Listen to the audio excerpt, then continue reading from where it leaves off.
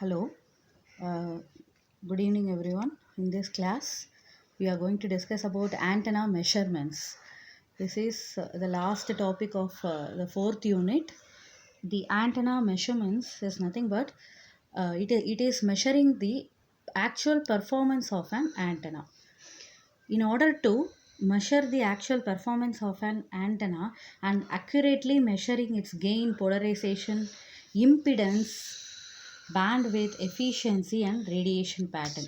So these are all the measured parameters of the antenna. What we are going to do? We are going to measure the antenna parameters. So gain, impedance, bandwidth, efficiency, and radiation pattern. Why we want to measure these antennas parameter? Antenna, if you want to apply an antenna in specific applications like mobile and personal communication for remote sensing and radar, we need these specifications, the definite measurements of the gain and the radiation pattern and the other important parameters like polarization is very necessary to measure its parameters, and in order to measure its performance it is very necessary. So in this part we are going to study about how we are measuring the radiation pattern and gain. If you are aware of the gain, we can directly measure the directivity of an antenna.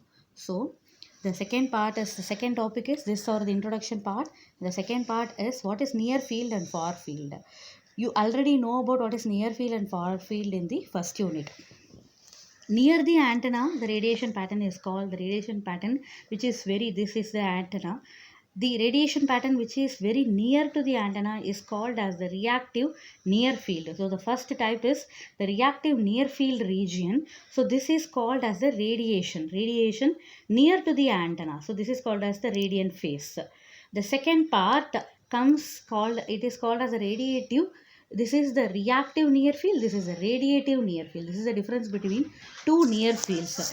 First is the reactive near field and the second is the radiative near field. The reactive near field is very close to the antenna, and the radiative near field, it is also called as the Fresnel region.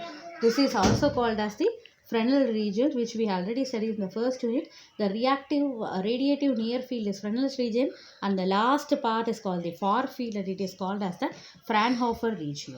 So this is the classification of the field patterns, so near field and the far field. So this is the second part. And the third thing, how we are measuring. So first, always in order to measure the radiation pattern, we go for the far field measurements. To measure the radiation pattern, I repeat, we go for the far field measurements. Why we go for the far field measurements? You know already in unit 1 and all, we discussed only about the far field patterns, that is the 1 by r term. 1 by r term is very important, which is significant for far field region.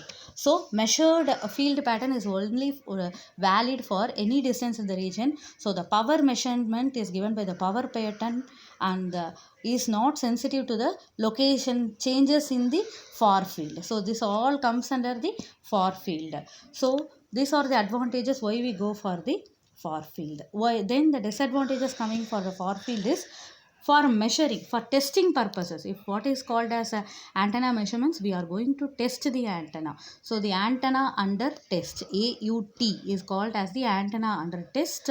So for that, if you are measuring or testing within a region, it is very difficult to measure the far field, because the distance required between the two antennas, that is antenna under the test and the antenna we already know, when we are comparing with the thing, it should be very large. So in order to maintain that chamber, distance is too large to measure in a chamber. So within a chamber, if you want to measure, the distance between the two antennas is very high.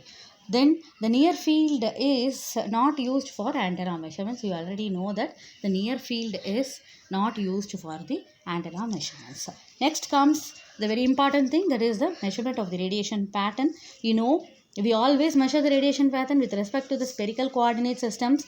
Spherical coordinate system, you know already, this is the r, theta and pi. This figure we have already drawn many times. So this is called as the spherical coordinate system. Okay. The next part is the radiation pattern of an antenna. So this is called as the radiation pattern of the antenna. How you are measuring the radiation pattern of the antenna? So first we have to measure its field strength, power density, or the power density at a distance from the antenna. So you know already, with the help of the spherical coordinate system, we are measuring the radiation pattern. It is a three-dimensional figure. So in order to measure the radiation pattern, it is also called as the field intensity. In the three-dimensional, it is measured in all the directions. So the test antenna is assumed to be placed at the, so in this case the test antenna is assumed to be placed at the origin. So the test antenna is assumed to be placed at the origin, and you know that two planes are there, that is the xy plane and the xz plane. So xy plane is the horizontal plane and xz plane is the vertical plane. So for measuring the horizontal, we need, for horizontal antenna, we are measuring two patterns, E pi pattern, I pi pattern. E pi pattern in the E plane, E pi pattern in the H plane. So these two parameters we have to measure. For vertical antenna, we have to measure E theta. So theta is equal to 90, E theta when pi is equal to 0. So this is H plane and E plane. These four parameters are very important. So the first two parameters for horizontal type antenna, the second two parameters for the vertical type antenna. So for circular or elliptically polarized, these two for only the horizontal and vertical plane. When it is circular or elliptically polarized antenna, we need to measure all the four parameters. So we know already that what is called as a radiation pattern and how we are measuring. So in order to measure, actually these things are the preliminary things, what is called as a radiation pattern, how you are measuring all these things. Now comes the actual method of testing. We need two antennas for the measurement of the radiation pattern. One antenna is the test antenna, and the other antenna is called as the other antenna, which is actually we need for the measurement. So AUT is nothing but the antenna under the test condition, and receiving antenna could be another antenna. So which this for the other antenna we know already the parameter. So either of the AUT or the other antenna could be transmitting or receiving. Either things are applicable, like it could be a transmitting or this could be a transmitting antenna. Now we are going to discuss about two methods. So normally it is shown that two methods are used for the radiation pattern measurement. Antenna under test, in this condition the antenna under test is the primary antenna and the other antenna is the secondary antenna. The first antenna under test is the primary antenna, the second antenna or the other antenna is the second antenna. So two procedures, very important thing.